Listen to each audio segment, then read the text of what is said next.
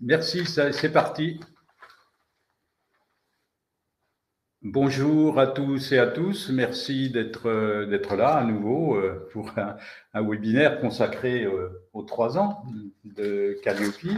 Joyeux anniversaire à la DGESP et à son référentiel national. Voilà, donc nous sommes avec Stéphane Rémy, que vous connaissez déjà, de la DGESP, Sarah Creus, voilà, qui est une camarade de route de nos webinaires, et Juliette qui accompagne Stéphane Rémy. J'espère que tout le monde entend bien, et nous avons également avec nous Victoria, qui elle est à Besançon. Voilà. Et Victoria interviendra plutôt en fin Enfin, tu interviens quand tu veux, Victoria, si tu as des questions à poser, mais voilà, c'est pour parler à la fin un petit peu de l'évolution, les évolutions souhaitables peut-être du guide de lecture, en tout cas, pour parler de la formation à distance avec le forum des acteurs de la formation digitale, dont Victoria est vice-présidente. Alors, bonjour. Pour commencer, je vais passer rapidement sur notre sommaire, le rappel du contexte de Calliope, quelques données chiffrées, ensuite un petit focus sur les difficultés rencontrées par les uns et les autres, de l'expérience des 3 ans, puis les perspectives d'évolution, et puis en fin de parcours, donc la lecture des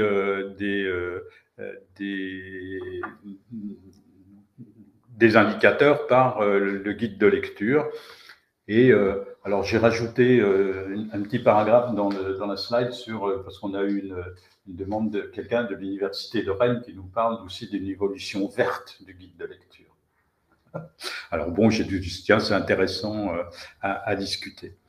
Voilà. Alors, d'abord, avant de rappeler le contexte, je voulais qu'on fasse le point, si c'est possible, avec la nomination de la ministre déléguée à l'enseignement.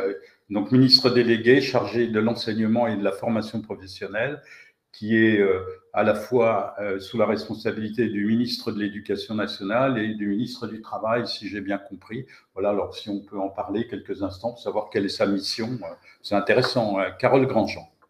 Oui, c'est l'actualité. Bonjour à toutes et à tous. C'est l'occasion effectivement de saluer l'arrivée aux côtés d'Olivier Dussopt, qui est donc notre ministre de tutelle en charge du travail, du plein emploi et de l'insertion, et donc qui est désormais en complément, en appui, la ministre Carole Grandjean, donc ministre déléguée à l'enseignement et à la formation professionnelle LS. Tout est dans les détails. Et c'est important, évidemment, donc un ministre qui aura vocation, évidemment, à travailler sur les champs de la formation, mais aussi sur la dimension plus éducative, notamment du côté des lycées professionnels. Donc, il y a des articulations à trouver. Donc, voilà, ça permet de dessiner un petit peu les choses. Il se trouve que les 2 ministres que je viens de citer étaient dans nos murs à la DGEFP ce matin. Donc, on a évidemment commencé à dialoguer sur un peu la feuille de route, et la question de la qualité est ressortie comme étant aussi un des sujets clés, parce qu'on a toujours et plus que jamais besoin de donner davantage de lisibilité sur l'offre de formation. Donc, bien entendu, Calliope avait cet objectif et y contribue. On y reviendra tout à l'heure peut-être avec quelques chiffres clés. Mais comme il y a une offre aussi qui se déploie, qui se développe, en particulier sur le champ de l'apprentissage, c'était un des objectifs de la loi du 5 septembre 2018, que de permettre le développement de cette offre. C'est aujourd'hui une réalité, mais ça suppose aussi qu'on se soucie de la qualité des enseignements, des formations qui sont délivrées dans le cadre donc, de ces formations, et puis en général de l'ensemble des formations. Il y a aussi toute l'offre évidemment certifiante, qui est un des enjeux aussi de la qualité des certifications, et donc de la responsabilité des organismes certificateurs, et en particulier sous l'angle du volet CPF, puisqu'il faut évidemment être sur ce type de formation.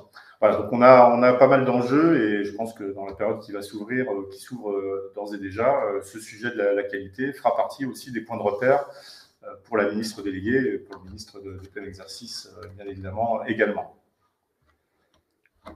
Merci. Voilà donc sur l'actualité par rapport au positionnement, et donc un ministre à part entière sur les sujets, encore une fois, de formation et d'enseignement, donc pour reprendre la formule, enseignement et formation professionnelle. Voilà, alors sur la question des certifications, à la dernière commission de la certification des acteurs de la compétence, nous avions évoqué justement la question du rapport de l'éducation nationale avec les organismes certificateurs, dont elle ne peut pas donner finalement de liste, ce qui pose un petit problème sur la façon dont on peut contrôler la façon dont les personnes qui ont eu un financement CPF vont effectivement sanctionner la formation ou pas, puisqu'en fait, le paiement du CPF, c'est la formation doit être sanctionnée par... voilà. Alors évidemment, quand des organismes de formation disent moi je prépare des personnes à aller passer des diplômes éducation nationale en candidat libre et après ils y vont ou pas, c'est pas mon problème. Ça pose quand même une difficulté sérieuse. Oui, non, clairement, il y a une responsabilité, je viens de l'indiquer, une responsabilité de l'ensemble des organismes certificateurs, qu'ils soient privés ou publics, à travers notamment les procédures d'habilitation, lorsqu'elles existent. On a bien compris la remarque qui vient d'être faite, et donc il va falloir continuer à progresser pour simplement garantir que les cursus de formation qui sont suivis par les uns et par les autres ont d'abord bien pour objectif d'aller vers cette certification, donc de passer l'examen en vue du titre du diplôme, et il y a une responsabilité évidemment qui incombe à la fois au prestataire, mais aussi à celui qui intervient en certification. Donc ça fait partie des champs de responsabilité auxquels on veille, et on va travailler là-dessus. On travaille déjà là-dessus avec France Compétences, vous le savez, qui est en charge cette partie-là aussi de la politique de régulation en matière de certification, et donc on va accentuer effectivement les choses dans les semaines et mois qui viennent. Merci pour ce petit point d'actualité sur l'arrivée de cette ministre déléguée, ce qui n'est pas secrétaire d'État, c'est encore au niveau au-dessus, je crois, donc intéressant comme nouveauté quand même, je pense. Voilà, alors, rappel du contexte. Avant, c'est un peu pour remonter aux origines de Calliope, en fait. C'est-à-dire qu'avant avant Calliope, on avait ces 6 critères du décret du 30 juin 2015, et on avait la base de données Datadoc avec 21 indicateurs qu'il fallait justifier.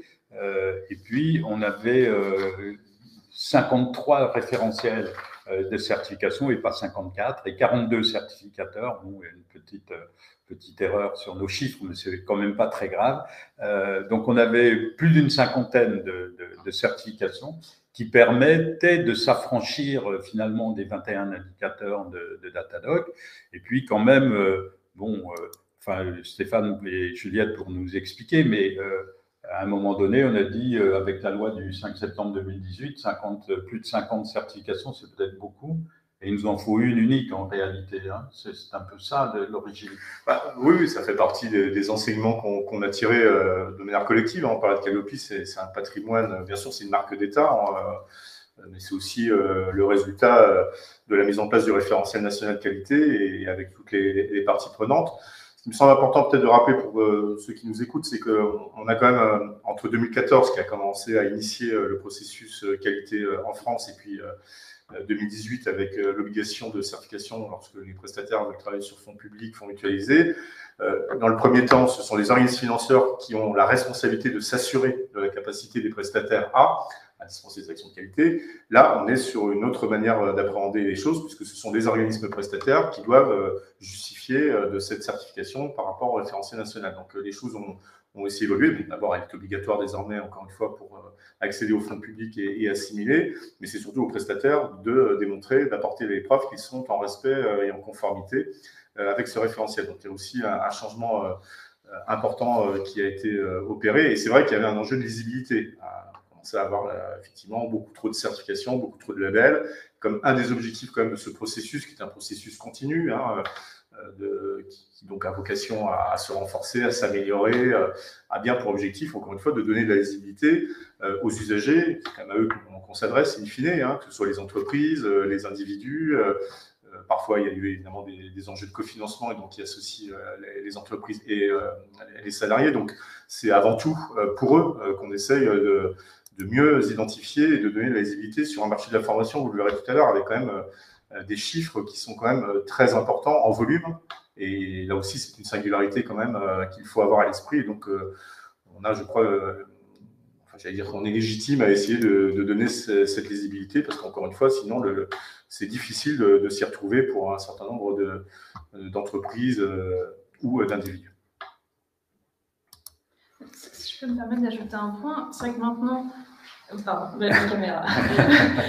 Si je peux me permettre d'ajouter un point, certes, maintenant, c'est à l'organisme, effectivement, de démontrer, voilà, j'ai mon certificat Calliope, donc il présume de ma capacité, d'ailleurs, ça reste une présomption, une capacité à proposer des prestations, des actions en concourant au développement des compétences de qualité, mais les financeurs ont toujours leur mission de contrôle de la qualité des prestations développées in fine. Donc Calliope n'est pas une assurance tranquillité de se dire personne ne viendra jamais me contrôler après. Vous avez raison d'insister sur ce point-là. Calliope garantit un processus. Et la délivrance, c'est la mise en place d'un processus de délivrance des actions de formation. Après, il appartient à chaque financeur, vous les connaissez, hein, l'État, les régions, Pôle emploi, les opérateurs de compétences, les associations de transition professionnelle, la Caisse des dépôts et consignations, la GFIP. Chaque financeur a toujours une responsabilité, qui est une responsabilité légale, de s'assurer de la qualité des prestations qui sont financées. Calliope, lui, vient donner un éclairage sur le processus. C'est une norme de processus, une certification qui garantit la mise en place d'un certain nombre de moyens et, encore une fois, de respect dans la capacité à délivrer. Donc, c'est important, effectivement, de bien avoir les deux aspects qui contribuent, évidemment, à renforcer la qualité de la formation d'une manière générale, mais les choses se complètent.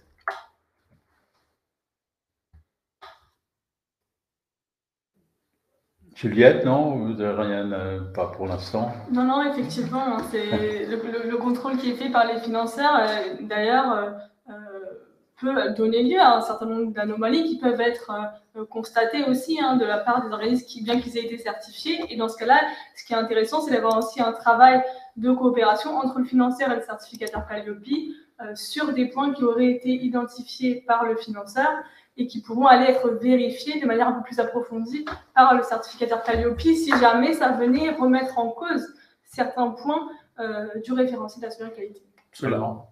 Alors, si je peux me permettre sur ce sujet, c'est 2 points. Premier point, c'est l'article L 6316-1, je crois, du Code du travail, qui a rajouté une phrase au 1er janvier 2022, qui est les financeurs procèdent à des contrôles qualité, qui n'est pas des contrôles de services faits, on procède à des contrôles qualité des formations délivrées, pour ne pas dire des formations financées.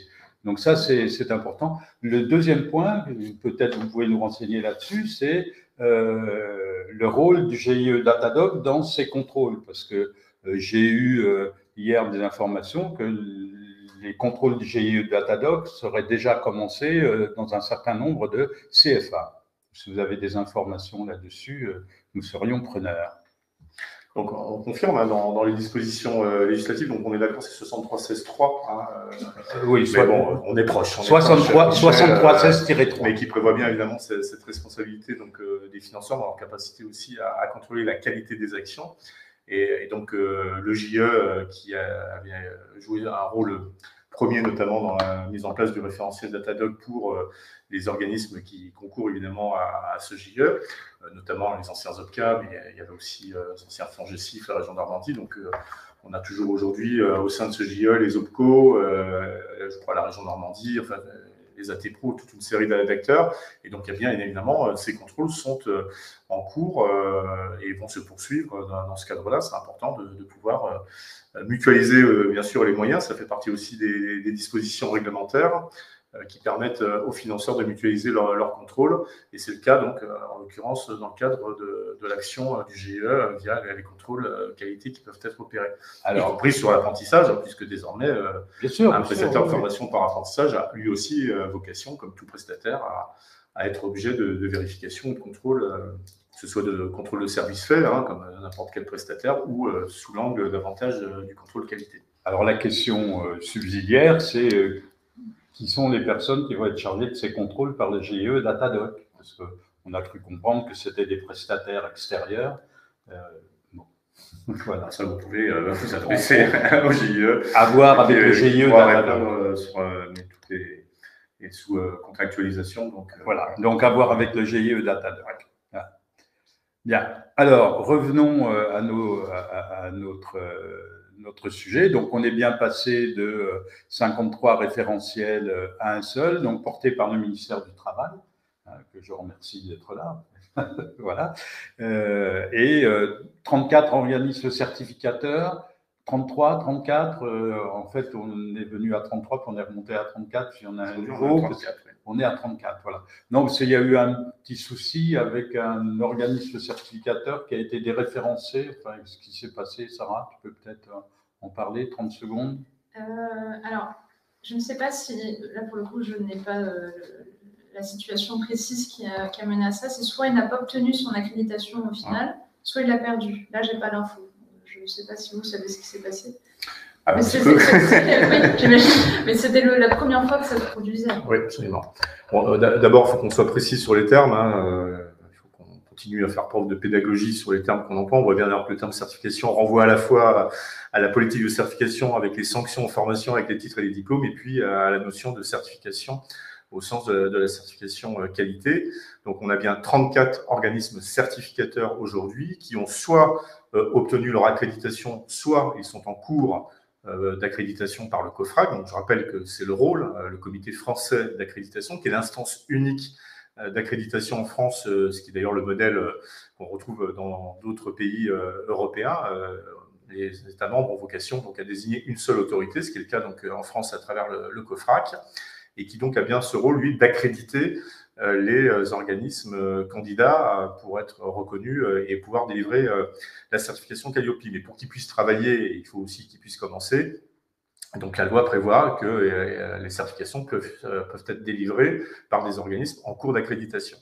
Et au cas d'espèce, l'organisme n'a pas eu son accréditation in fine, et donc il a été retiré de la liste publique. Et comme il y en a un qui est, est arrivé après, on est bien remonté à 34. Bien, alors, quelqu'un nous pose une question dans le chat, là, en nous disant est-ce qu'il est bien important de savoir s'il y en a 34 ou 33 ? C'est effectivement une bonne question. Le sujet, c'est pas tellement ça, c'est aussi que se passe-t-il quand il y en a un qui disparaît et que parce qu'il n'est plus accrédité, parce que il y a finalement son accréditation n'a pas été accordée, etc. Et qu'il y a des organismes certificateurs qui ont été certifiés Calliope par cet organisme. Et ça, c'est un sujet important. C'est pas seulement le fait qu'on est à 33, puis on est monté à 34, puis on est redescendu à 33. Puis c'est la question intéressante, c'est celle-là. Que se passe-t-il quand il y a un déréférencement d'un certificateur ? Moi, je vois deux intérêts quand même, au-delà du fait qu'il y a une conséquence très pratique. Quand un organisme n'est plus accrédité ou a perdu son accréditation, il faut faire en sorte que les organismes qui sont concernés, qui ont pu obtenir le certificat, puissent faire appel à un nouveau organisme certificateur, un nouvel organisme certificateur. Ils ont 6 mois pour le faire. Dans le cas qu'on citait des organismes qui ont pu bénéficier donc, du certificat, ils ont 6 mois pour se retourner vers un nouvel organisme certificateur. Mais au-delà de ça, il faut revenir à ce qui est le sens de la liste publique des organismes certificateurs, c'est pour donner le choix, le libre choix à tout prestataire de formation, que ce soit en matière d'action de formation, de bilan de compétences ou apprentissage, de choisir un organisme donc, qui est référencé au niveau public. Donc c'est plutôt ça le sens. Après, ce qui était important, je ne sais pas si vous vous souvenez, mais dans les premiers temps, on faisait beaucoup cette remarque. Est-ce que vous pensez qu'on aura assez d'organismes certificateurs ? C'était plutôt ça la remarque qui était faite tout au début, et qui était une remarque tout à fait légitime. Et il se trouve que voilà, on a aujourd'hui une surface, une capacité à faire face aux demandes, notamment dans la période qui était très crainte de fin d'année 2020, et puis après il y a eu le décalage avec la Covid, mais on avait cette crainte de ne pas avoir suffisamment de capacité et qu'il y aurait eu embouteillage. Les choses ne se sont pas passées, et tant mieux, parce qu'on a eu une offre justement de certification suffisante, et donc elle est aujourd'hui importante. et permet à tout organisme de pouvoir faire son choix. Ça a quand même une importance aussi sur les tarifs, sur les conditions qui sont proposées par les uns et les autres. Après, il y a une garantie commune, c'est le respect évidemment du référentiel. Alors, toujours la question du chat là, qui est sur le même sujet, qui est une question, la portabilité de la certification, la portabilité du certificat. Alors, c'est encore pour moi un autre sujet que le transfert du certificat d'un organisme certificateur à un autre, parce que c'est écrit dans l'arrêté de juin 2019 qu'on peut transférer à la demande son certificat, on peut changer de certificateur. Bien évidemment, on y est contraint quand le certificateur a disparu. Petite question sur les 6 mois. Le certificateur qui a disparu écrit aux personnes qui sont certifiées que même que s'ils changent de certificateur, s'ils disent mais finalement on va revenir, vous allez voir, on va réobtenir, on va revenir dans le champ. Donc si vous décidez, c'est pas dans les textes ça. Ouais, non mais ça. Donc et ce que dit le certificateur, c'est si vous décidez d'aller chez quelqu'un d'autre, attention parce que vous devrez repasser un audit initial au bout de 6 mois. Alors, les choses sont très précises, c'est dans l'article 7 de l'arrêté, donc je renvoie les uns et les autres à la lecture parce que chaque terme est précis. Encore une fois, c'est la demande de l'organisme de formation qui a donc obtenu ce certificat, qui a une durée de validité de 6 mois, de pouvoir faire une demande d'être repris par un organisme certificateur donc autre et qui ensuite reprendra en fonction des informations qui lui sont connues et qui repassera par une reprise plus ou moins approfondie en fonction de la situation et des éléments qui lui sont communiqués, bien évidemment, sachant que l'organisme certificateur qui a perdu l'accréditation a des responsabilités, a des obligations qui sont liées aussi à la norme 17065, qui est la norme d'accréditation qui s'impose à tous les organismes certificateurs. Donc, il y a des obligations afférentes et donc notamment en termes d'information aux organismes en question. Donc, les cas sont prévus. Après, c'est le nouvel organisme certificateur qui va procéder, parce que c'est lui qui engage sa responsabilité ensuite pour vérifier que l'organisme respecte bien le référentiel et qu'il est en possibilité d'obtenir le certificat avec le nouvel organisme certificateur. En tout cas, le transfert et l'accueil du nouveau certificat. Mais ces conditions de reprise, alors vu comme ça fait un peu reprise chez un concessionnaire, je suis d'accord. Mais ces conditions de reprise, est-ce qu'elles sont fondamentalement homogènes entre les 34 organismes certificateurs, ou est-ce que chacun est libre, en fonction de sa politique interne, de dire, par exemple, moi, je demande, par exemple, un contrôle sur site systématique, ou non, on dit votre dossier, ça a l'air très bien, je ne vois pas de non-conformité, je vous le donne, je vous reprends d'emblée. Les cas sont précisés dans l'article 7 de l'arrêté de 2019. On prévoit bien les cas de reprise et selon quelle modalité. Tout va dépendre du dossier. Ça dépend, s'il y a des non-conformités, pas de non-conformité, etc. Mais si tout est clean, vous avez qu'à regarder l'arrêté. Non, mais s'il n'y a pas de non-conformité, normalement, la question c'est est-ce qu'il est obligatoire de refaire un audit initial dans les 6 mois? Parce que c'est un petit peu ça que dit le certificateur, c'est-à-dire vous allez chez un nouveau certificateur, mais lui va vous imposer de repasser un audit initial tous les 6 mois, ce qui moi me semble un peu bizarre. Voilà. Ce qu'il faut bien avoir en tête, c'est que l'organisme certificateur, il engage sa responsabilité. Lorsqu'il délivre la certification Calliope, ça veut dire qu'il s'est assuré du respect des indicateurs par l'intéressé. Donc, lorsqu'il est en demande de l'organisme qui, lui, a eu un certificat dont la validité est liée aux 6 mois et qui a évidemment, pour certains d'entre eux, vocation à être repris, c'est la responsabilité du nouveau certificateur de s'assurer par tout moyen qu'il est bien en respect du référentiel. Donc, tout va dépendre, encore une fois, du dossier, des conformités qui aura pu être constatées initialement. C'est important parce que c'est lui qui engage ensuite sa responsabilité. C'est normal, oui. C'est ça. Bien, on passe sur le sujet. Alors, juste quand même la portabilité, ce mot-là, moi, m'évoque aussi quand même le fait qu'il y a des organismes certificateurs qui montent des coquilles et qui disent, maintenant, venez donc chez moi, vous abritez à l'abri de mon organisme qui est certifié Calliope. Moi, j'appelle ça de la sous-traitance. Maintenant, il semble qu'il y a un marché, entre guillemets, de la portabilité, si on peut appeler ça de la portabilité. Juste, vous reverrez donc les termes qui sont utilisés, j'ai l'arrêté sous les yeux, on parle bien d'une évaluation adaptée, voire d'un refus de la reprise de certification. Enfin, les choses sont prévues dans l'arrêté. Voilà, arrêté du juin 2019, article 7. Alors, celui sur les modalités d'audit, parce qu'il y a texte du 6 juin. Donc là, c'est vraiment sur les modalités d'audit et donc l'article 7. Ah oui, c'est ça, j'ai cherché chez sur l'accréditation. Je comprends mieux du coup. Oui, c'est sur modalité d'audit. Voilà. Alors, on vous a donné la liste des certificateurs. Voilà, qui est la liste publique. C'est les 34, les 35 actuels. Alors, et il y a aussi les organismes labellisateurs. Alors, il faut qu'on en dise un petit mot quand même. Alors, on les connaît depuis maintenant près de 3 ans, puisque le processus de labellisation qui a été mis en place par France Compétences vaut pour 3 ans. Et donc, on a effectivement les 7 labels. Alors, il faut que je mette mes yeux, mais de mémoire, on a effectivement le label APP, les CIBC, on doit avoir le ministère de l'Intérieur pour les auto-écoles, le label Eduform, donc pour le champ de l'éducation nationale. On a la région Occitanie aussi qui était porteuse, et les écoles de la deuxième chance. J'arrive à peu près à retrouver les signes. Oui, c'est un peu petit, mais voilà. Donc, ce sont les 7 instances de labellisation qui avaient été retenues après respect évidemment du process mis en place par France Compétences, et qui sont elles aussi ces instances de labellisation en capacité de délivrer Calliope, même si on est plutôt sur des niches en fonction des périmètres qui sont portés, soit de manière généraliste, soit de manière plus ciblée selon les labels en question. Alors, on a une représentante d'Eduform avec nous, qui est Victoria, qui est à l'université de Besançon. Tu peux peut-être parler de Eduform en quelques mots, Victoria. Oui, Victoria, pardon, je vous coupe, excusez-moi, c'est parce que je ne voudrais pas l'oublier, puisqu'on parle d'Eduform, je voudrais juste rendre hommage à Michel Pelletier, Thierry Pelletier, pardon, qui nous a quittés et qui avait été un des artisans vraiment très déterminés et très productifs sur toute la démarche qualité, qui a été membre du groupe permanent. Et voilà, je voudrais juste saluer sa mémoire, parce qu'il nous a quittés malheureusement de manière très brutale il y a quelques temps. Donc Thierry Pelletier, on pense à lui, et je vous laisse la parole.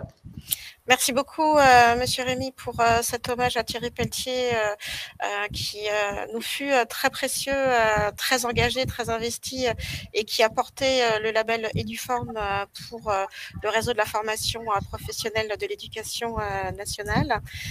Eduform qui, effectivement, s'inscrit pleinement dans le droit fil de Calliope, mais en y ajoutant quelques éléments qui sont spécifiques à l'éducation nationale, et notamment au réseau des Greta et des Greta CFA.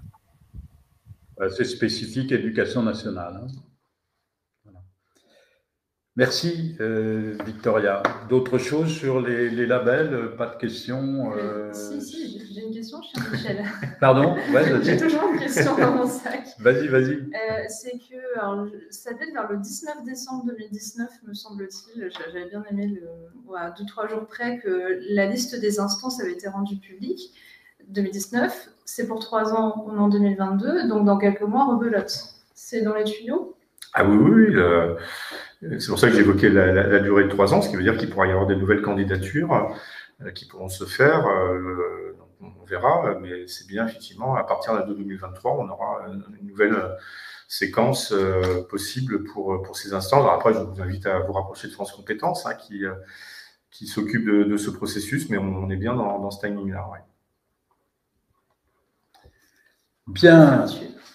Alors, les prestations concernées, donc je vous ai fait deux cartes mentales pour rappeler ce que sont les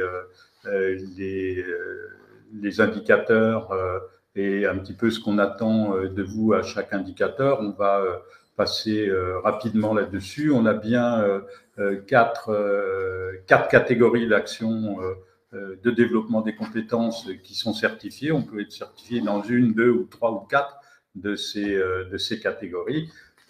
Alors, une des questions qui nous est posée dans les difficultés rencontrées par les certificateurs, on va anticiper un petit peu sur la suite, c'est la difficulté en audit de surveillance d'analyser en une demi-journée plusieurs, 2 ou 3 catégories. Voilà. C'est une question que l'on reposera. Voilà. Quelques informations quand même qui sont importantes sur la différence entre l'audit initial et l'audit de surveillance. L'audit de surveillance a lieu 14 à 22 mois après l'audit initial, 14 à 28 mois pour les certifiés qui ont eu la certification avant le 1er janvier 2021. Voilà.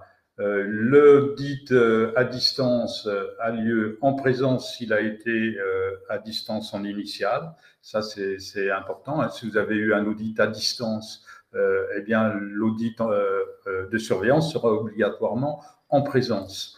Et l'audit initial à distance s'est terminé depuis le 1er janvier 2022, depuis le 1er juillet, depuis le 1er juillet 2022. Absolument. Et donc maintenant, audit initial, c'est obligatoirement en présence et par conséquent, l'audit de surveillance se fait à distance. Obligatoirement ou on peut choisir de le faire en présence? L'audit de surveillance, il est obligatoirement à distance? Alors, c'est comme ça que les textes fonctionnent. Sont écrits. Je reviens juste un petit peu en arrière et pardon, et c'est le chat qui me fait y penser. On n'a pas cité dans les 7 instances de labellisation France Éducation Internationale, donc plus connu sous Français langues étrangères, FLE, et donc il fait partie des instances aussi reconnues. Donc il y en a bien 7. Je crois qu'on l'avait pas cité tout à l'heure. Ah, on l'a pas cité, mais voilà. Elle doit être quand même dans notre. Oui, elle est dans le slide. Elle est dans le slide. Pas mentionné tout à l'heure, donc voilà. Donc je confirme, le label FLE est bien dedans. Voilà, d'accord. Oui, donc information quand même sur les changements au 1er juillet 2022 par rapport à l'audit de surveillance. Les conditions ne sont plus tout à fait les mêmes. Et puis surtout, l'audit initial est obligatoirement en présence à nouveau. C'est-à-dire que le fait qu'on ait pu faire des audits initiaux à distance était à cause de la crise du Covid. Clairement, oui, puisque les certificateurs ne pouvaient pas se déplacer et accessoirement, les prestataires ne pouvaient pas accueillir. Donc, à un moment, il a fallu effectivement prendre cette disposition pendant la crise, même s'il y a encore aujourd'hui beaucoup de problématiques Covid. Néanmoins, voilà, les choses sont revenues presque à la normale. En tout cas, on aura la capacité à faire ces audits sur place, sur site, qui sont évidemment importants, même si, à l'inverse, on peut avoir des audits sur surveillance lorsque les audits initiaux ont été faits sur place. Bien sûr. L'audit de renouvellement 3 ans après et 4 ans si vous avez obtenu la certification avant le 1er janvier 2021, c'est ça? Ou 2020? Avant le 1er janvier 2021. Là, dans ce cas-là, c'est un cycle de 4 ans et pas de 3 ans. C'est ce qui explique d'ailleurs qu'on a 14 à 28 mois pour l'audit de surveillance. Oui, quand on a reporté d'1 an, du coup, ça aurait pénalisé entre guillemets ceux qui s'étaient engagés. Donc voilà, on a pris cette disposition pour équilibrer les choses. Michel, est-ce que je peux citer à titre de précision quand même? Parle plus fort parce qu'on ne t'entend pas. Oui. Il y a juste peut-être 2-3 points qu'on peut ajouter par rapport à l'audit de surveillance. On l'a dit, il est fait par défaut à distance, mais il doit être quand même fait sur site. Donc, si l'audit initial est à distance, on l'a dit aussi. Mais il doit aussi être réalisé sur site s'il y a eu des réclamations qui ont été exprimées. Et l'organisme de certificateur peut aussi choisir de réaliser cet audit de surveillance sur site en fonction des résultats de son analyse de risque. Et là, je vais citer la FAQ de la DGEFP que j'ai relue consciencieusement avant le webinaire. Cette analyse de risque, elle peut prendre plusieurs exemples. Elle se base sur d'activité, ça on peut le comprendre. Si le chiffre d'affaires est multiplié par 5, ça peut se comprendre. Un nombre important de non-conformités. Des non-conformités majeures méritant en nécessitant une visite sur site, bon voilà, tout est dans le texte. De la défaillance constatée dans la maîtrise de la sous-traitance, on ne dira jamais assez à quel point il est important cet indicateur 27. Défaillance constatée dans le rôle de la fonction centrale, et l'arrêté sur les modalités d'audit en parle beaucoup de cette fameuse fonction centrale. Peut-être dire aussi, rappeler que lors de l'audit de surveillance, toute non-conformité mineure qui n'aurait pas été corrigée devient majeure. Exact. Donc là, suspension, voire retrait de la si ces non-conformités ne sont pas corrigées. Et le dernier point, c'est qu'il y aura davantage d'indicateurs analysés, si je ne fais pas erreur, pour à la fois les bénéficiaires d'un certificat ou d'un label inscrit sur la liste du CNEFOP, vu qu'on aura un audit aménagé, et aussi pour les nouveaux entrants, parce que les nouveaux entrants ont un régime spécial en quelque sorte pour l'audit initial, mais ils ont droit à la version intégrale pour l'audit de surveillance. Donc, ce n'est pas un audit à prendre à la légère. Oui, c'est très important et on sera très vigilant et de plus en plus vigilant si besoin était sur ce qu'on appelle effectivement les nouveaux arrivants, à la fois dans l'ouverture, parce qu'on est sur un marché qui est ouvert, c'est un marché de services concurrentiel et ouvert, donc c'est important qu'on garde ça en dynamique. Hein. Chaque jour, il y a des organismes qui se créent, il y en a d'autres qui disparaissent, mais dans le même temps, on doit aussi garantir leur capacité évidemment à être respectueux du référentiel, et donc évidemment à l'occasion d'un audit de surveillance, ça aura plus de sens de pouvoir étoffer, avoir un regard plus exhaustif sur les actions qui sont conduites que lorsque au départ on est nouvel arrivant, donc par définition on a moins de choses à montrer au départ aux certificateurs. Donc ça fait partie des sujets, des points sur lesquels on sera sans doute de plus en plus en renforcement aussi des gestes concernant ces nouveaux arrivants. Après, ça mène quand même des réflexions, parce que c'est-à-dire qu'il y a davantage d'indicateurs analysés dans deux situations, mais avec moins de temps. Et il y a aussi le fait que dans certains cas, l'auditeur, en fait, il va découvrir les locaux le jour J avec une demi-journée. C'est vrai que on peut comprendre que ce soit... C'est pour ça qu'il peut y avoir des évolutions qui pourraient intervenir sur le plan réglementaire pour prendre en compte ces...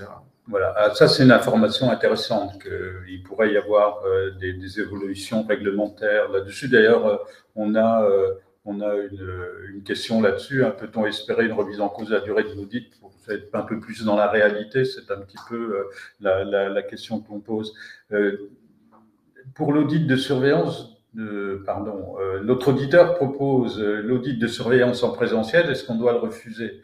C'est mon avis. Si l'audit initial a été en présence, oui. Si l'audit initial a été à distance, l'audit de surveillance est obligatoirement en présence. Oui. Voilà. Donc, tout dépend de comment s'est déroulé l'audit initial. Et surtout, est-ce qu'il propose ou est-ce qu'il impose? Enfin, bon, c'est subtil, mais c'est important. Oui, c'est important. Oui. Est-ce qu'il l'impose? S'il impose, bon, voilà, c'est pas négociable. Hein. Oui, voilà. Si l'audit initial a été fait en présence, normalement, l'audit de surveillance est à distance et il n'est pas en présence, sauf, ce qu'a expliqué très bien Sarah, s'il y a des non-conformités qui n'ont pas été réglées et que c'est une décision de l'organisme certificateur qui peut exiger un audit sur site. Voilà. On continue? Oui. Parce que le temps passe. Alors, quelques données chiffrées. Oui. Voilà. Donc, on les a vraiment actualisées au plus récent. Hein. Donc, ça permet quand même d'avoir une belle photographie de ce qu'est le marché de la formation, ce qui me paraît important. Avec 118 204 organismes déclarés. Au 1er juillet. Au 1er juillet. Hein. Donc, c'est quand même une volumétrie qui est très importante.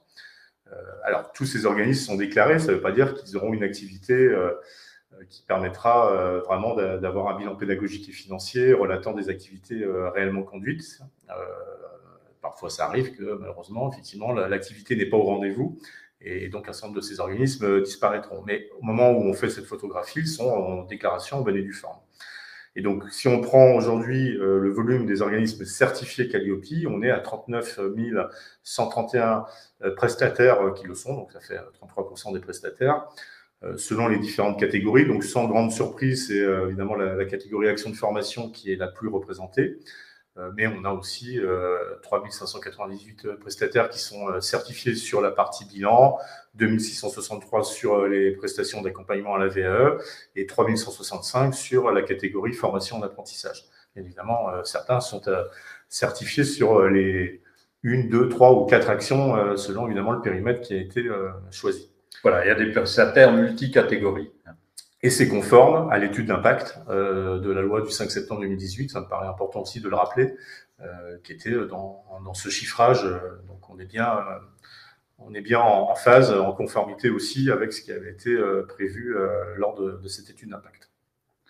Alors ça, sur les réseaux sociaux, un petit peu partout, on clame ici et là que tout ça, Calliope, c'est pour tuer les petits opérateurs. Moi, j'aime bien rappeler que François Hollande, en 2013, je crois, disait il y a 55 000 organismes de formation, c'est beaucoup trop, il faut qu'on les supprime, on va mettre en place un système qualité. Le résultat, c'est que ça a été multiplié par plus de 2, quoi. Donc, si c'était ça l'objectif, c'est un peu raté. Non, c'est clairement pas. On a souvent cette remarque, on a beau l'avoir indiqué. Qu'on était sur une démarche de professionnalisation du secteur et qu'il y avait de la place pour tous les prestataires. On avait notamment travaillé avec le CICFI, avec la Chambre syndicale des formateurs consultants, pour faire en sorte aussi que le référentiel soit adapté à tous, y compris aux travailleurs indépendants. Ils sont au rendez-vous avec des certificateurs aussi qui ont plus peut-être la capacité d'accompagner ces professionnels-là, qui interviennent souvent en entreprise, et donc ils sont aussi en capacité, et certains l'ont, donc il n'y a pas d'empêchement par rapport à ça, et on est vraiment dans une logique où on cherche à professionnaliser, à accompagner, à faire mieux, et c'est bien l'objectif qu'on va continuer à poursuivre dans les années qui viennent. Et je pense qu'il y a un effet Calliope, un effet certification sur aussi le nombre de sous-traitants qui travaillaient son numéro de déclaration d'activité et qui maintenant sont contraints d'avoir un numéro de déclaration d'activité, ce qui est une très bonne chose. Je pense qu'on le constate effectivement dans l'augmentation des déclarations d'activité auprès des services de contrôle. Il y a beaucoup en fait de sous-traitants qui n'avaient pas déclaré leur activité et qui aujourd'hui se mettent en conformité avec la loi. Et qui ont enfin lu la circulaire de la DGFP. On peut surtout lire la loi et l'article 6351 qui rappelle que toute personne qui réalise des actions doit déclarer son activité. Oui, j'ai publié un petit texte là-dessus parce qu'on a fait le tour de toutes les DRETS de France qui ont toutes des contrats de sous-traitance type. Et il n'y a pas un seul contrat de toutes les DRES de France où c'est pas écrit le numéro de déclaration d'activité du sous-traitant. Voilà. Et puis dans les guides à l'usage des organismes de formation qui sont publiés dans quelques régions, et il est toujours rappelé que le sous-traitant doit avoir un numéro de déclaration d'activité. Je pense aussi qu'il y a des questions d'assurance derrière. Moi, j'ai eu un client qui travaillait dans le CACES chariot élévateur. Et quand on arrive sur la question des sous-traitants, ils ont un numéro de déclaration d'activité, des sous-traitants. Oh ben non, ils me font des factures de prestation de service. Je dis, le jour où il y a quelqu'un qui tombe du chariot élévateur, on va voir si on ne va pas aller vérifier la qualité de formateur de la personne et si on ne va pas vérifier que s'il fait des factures de prestation de service, ce n'est pas des factures de formation, alors il n'est peut-être pas formateur et ça m'étonnerait bien que l'assurance ne vérifie pas le numéro de déclaration d'activité. Voilà, alors les sous-traitants, je les ai réunis, je leur ai expliqué ça, ils sont tous venus me remercier en disant qu'ils avaient enfin compris à quoi ça servait. Mais c'est intéressant de remettre ça aussi sur le plan de l'assurance. Oui, c'est une réalité. Et donc, encore une fois, il y a une responsabilité d'abord du donneur d'ordre. C'est quand même l'esprit aussi du référentiel, de s'assurer aussi que les sous-traitants participent de la démarche. Et donc, c'est important. Mais ce n'est pas simplement la déclaration qu'il faut exiger, c'est bien avoir une relation dans les exigences contractuelles, dans les contrats de sous-traitance. Plus on est précis, plus on est exigeant, plus on peut avoir évidemment des sous-traitants qui seront eux-mêmes embarqués dans la démarche qualité, et c'est tout l'intérêt évidemment derrière la qualité des prestations qui sont rendues. Qu'est-ce qu'on peut dire aux organismes de formation par rapport à l'indicateur 27 qui disent eh bien moi je recrute des sous-traitants qui sont Calliope et moi ça y est je respectais mon indicateur 27. Non, c'est le sens de la remarque que je veux faire. Je pense qu'il faut aller un petit peu au-delà et plutôt essayer de bien contractualiser encore une fois le respect de ces exigences. Et c'est la responsabilité de tout donneur d'ordre. Transférer ça dans le champ automobile, je pense qu'un donneur d'ordre ne s'amuse pas à laisser un sous-traitant comme ça sans avoir un cahier des charges, des exigences et des prestations qui sont contractuellement prévues. Donc c'est tout le sens de la démarche qui est prévue dans cet indicateur. Donc ça va bien au-delà de simplement je te demande d'avoir le numéro de déclaration. Oui, c'est ça. Mais même si le sous-traitant est Calliope, il respecte son Calliope quand il travaille pour lui-même en direct. Parce que ça arrive. Le sous-traitant peut aussi avoir des activités en direct. Maintenant, dire il est Calliope, donc moi, ça y est, il respecte mon Calliope à moi, non. Parce qu'il faut aller un peu au-delà. Il faut aller au-delà. Il y a deux aspects. Il y a le contrat et le contrôle, en fait, finalement. Et la métaphore automobile sera valable aussi là-dessus, donc pour filer la métaphore. Merci. Voilà, donc merci pour les chiffres. Le nombre d'universités certifiées Calliope, alors là, on n'a pas les détails. Hein, Non, mais peut-être qu'on peut rappeler par rapport à l'enseignement supérieur, vous savez qu'il y a une reconnaissance dans la loi pour les établissements d'enseignement supérieur qui sont eux-mêmes soumis à des évaluations par le HRS ou par la commission dans l'enseignement privé, et puis à la commission des titres d'ingénieur également, qui est la troisième catégorie, qui, compte tenu de ces évaluations, de ces systèmes qui sont existants, qui sont aussi très contraignants, sont dispensés par la loi d'aller chercher la certification Calliope. Certains vont néanmoins en démarche volontaire pour pouvoir user aussi de la marque, parce que l'intérêt, c'est aussi de pouvoir user de la marque. Donc certains, ils sont identifiés dans la liste publique, ces organismes-là, comme tous les autres, sont bien identifiés comme étant en respect de la conformité Calliope, mais eux, par ce process, encore une fois, qui est garanti par des processus d'évaluation qui sont prévus par les textes. Alors, je me pose une question. Est-ce que le rush de certification, de demande de certification fin 2021 a eu bien lieu, même j'imagine, les 2 derniers jours de l'année, quand le fameux décret du 29 décembre, oui. 28 ou 29, oui, il est sorti fin d'année, oui. J'imagine que les certificateurs ont dû traiter de pas mal de demandes en peu de temps. Alors, on n'a pas eu le rush tel qu'on pouvait le craindre, avec une incapacité à accueillir les demandes, etc. En revanche, on a voulu avoir une transition souple. Et donc, il y a un décret qui est sorti, alors, effectivement, je ne sais plus si c'est le 29 ou le 30 décembre, qui a mis en place cette tolérance de 3 mois pour que ceux qui avaient engagé la démarche d'audit avant le 31 décembre 2021 puissent aller et achever leur cycle d'audit. Donc, pour ne pas les pénaliser, on a accordé cette tolérance de 3 mois pour qu'ils puissent achever. Après, évidemment, à partir du 1er avril, si la certification n'était pas obtenue, c'était terminé. Et puis, il y a eu des dispositions aussi qui ont complété ce décret, notamment pour les nouveaux arrivants sur le champ d'apprentissage. Donc, c'est un décret assez important de ce point de vue-là, mais qui a organisé un petit peu la transition, on va dire douce, notamment pour ne pas pénaliser ceux qui avaient bel et bien engagé la démarche. Alors, c'est vrai que certains l'ont engagé le 31 décembre. Mais c'était à leur risque et péril d'être au rendez-vous dans les 3 mois suivants.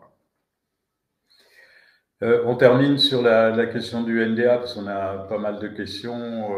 Est-ce qu'on demande le NDA à tous nos sous-traitants? La réponse, c'est oui. Est-ce que le sous-traitant doit obligatoirement être OS? Il doit obligatoirement avoir un numéro de déclaration d'activité. Un intervenant occasionnel doit-il avoir un numéro de déclaration d'activité? Non, si l'intervenant occasionnel se fait payer en salaire. Le fait générateur de demander un numéro de déclaration d'activité, c'est de facturer de la formation professionnelle. Donc, le statut de formateur occasionnel est un statut reconnu par l'URSSAF avec 30 jours, je crois. Ouais, il y a les règles du jeu, et puis on avait les tolérances sur certaines expertises qui peuvent être intervenir dans des cursus de formation où il n'y a absolument aucune maîtrise de la prestation, si ce n'est d'apporter cette expertise à un moment donné. Donc, on ne va pas obliger tous les avocats de Francine Navarre à se déclarer. Mais on est dans la tolérance, dans l'admissible. Sinon, le point de repère, et c'est un repère de loi, toute personne qui réalise encore une fois une prestation doit déclarer son activité. Et donc, c'est important de le rappeler. Moi, j'aime bien dire que c'est une personne qui est en situation de formateur, c'est-à-dire la responsabilité légale, enfin juridique, c'est-à-dire que s'il y a un accident qui provoque l'accident, c'est lui qui est en responsabilité. Il est en responsabilité administrative parce que c'est lui qui fait les feuilles d'émargement, enfin tout ce qui conduit, et puis il est en responsabilité pédagogique. C'est lui qui a la responsabilité pédagogique du groupe. Mais si maintenant il fait intervenir quelqu'un au milieu de la formation pour faire une intervention, cette personne-là n'est pas dans cette situation. Donc là, c'est autre chose, c'est un intervenant extérieur qui vient faire une information, une démonstration, voilà. Mais quand on a la responsabilité pédagogique, juridique et administrative, on facture de la formation. Et à ce moment-là, on doit le déclarer.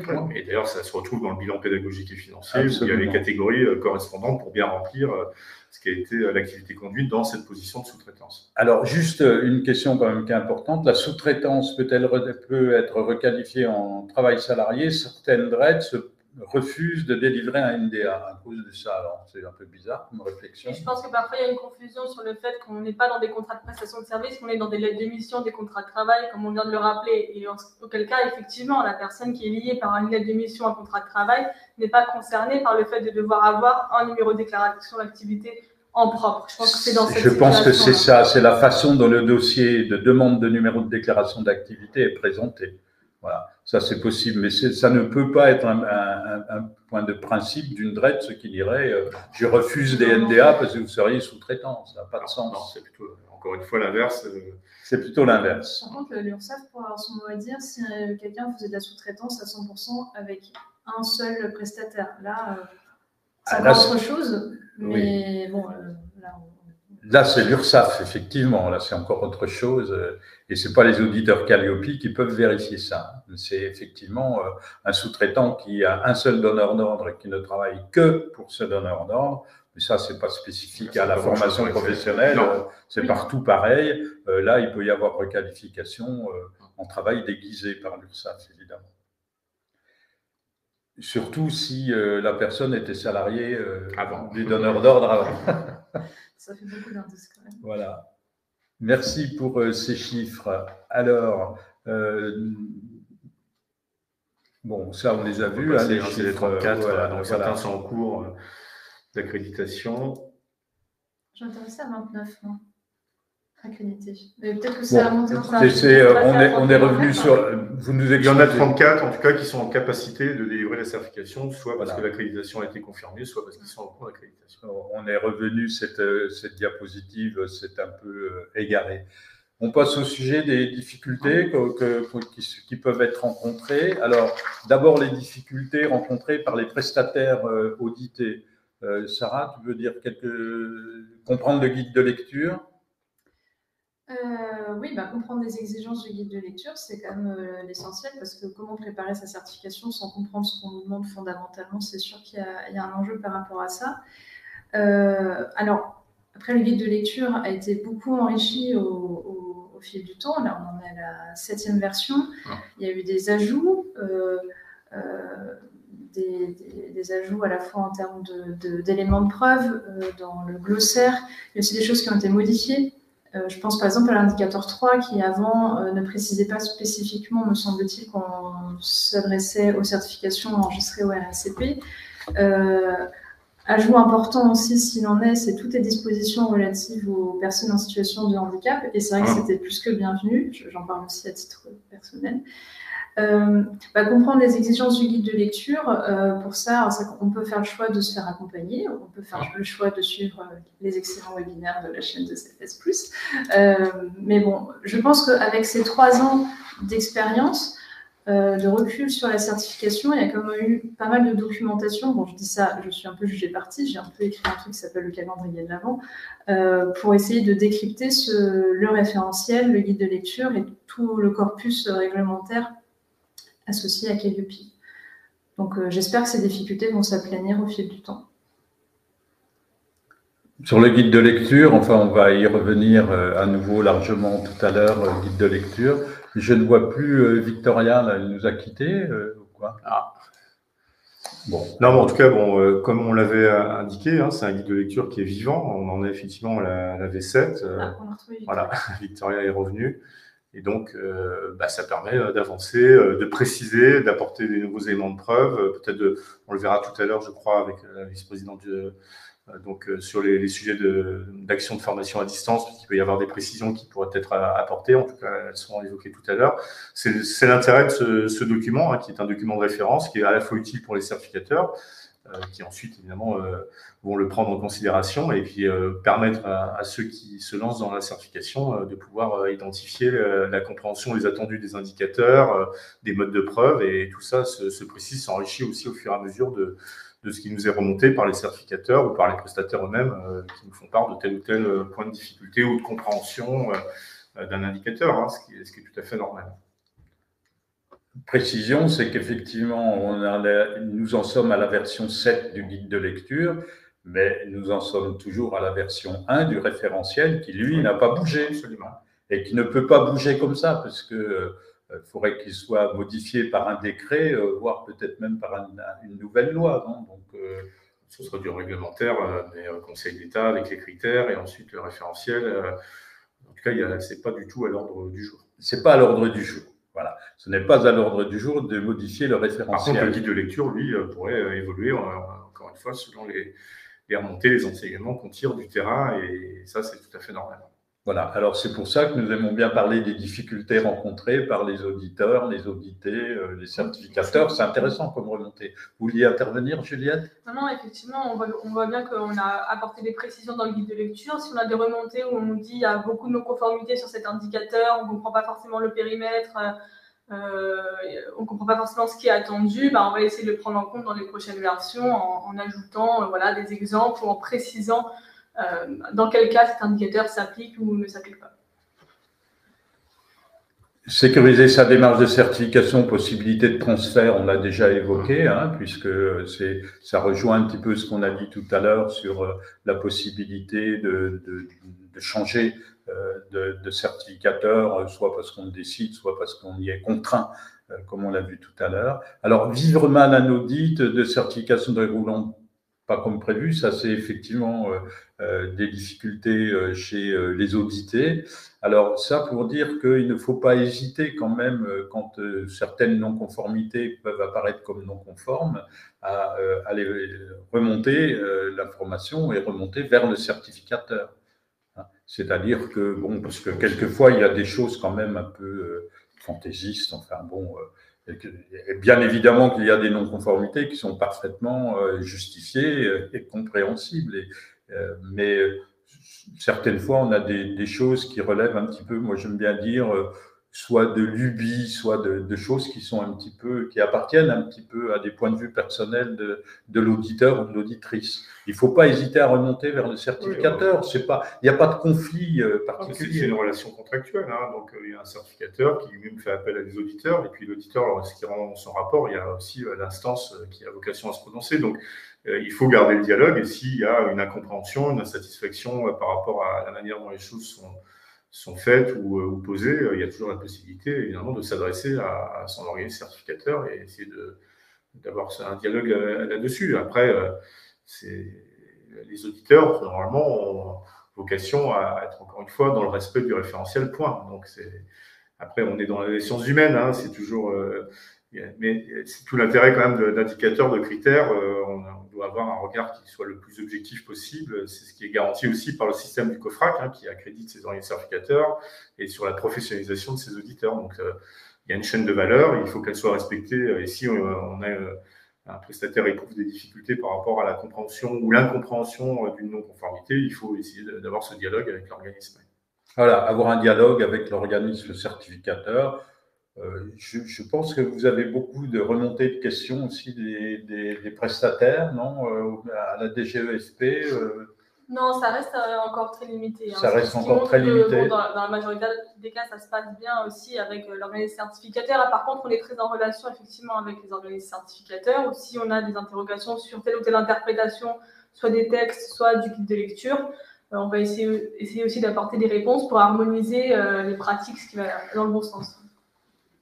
Oui, c'est-à-dire qu'il y a des éléments de réponse qui peuvent être donnés. Moi, ça m'est arrivé c'est une fois ou deux de poser une question parce qu'on avait une difficulté d'interprétation avec un certificateur sur faut-il auditer l'indicateur 2 quand on a audité l'indicateur 3.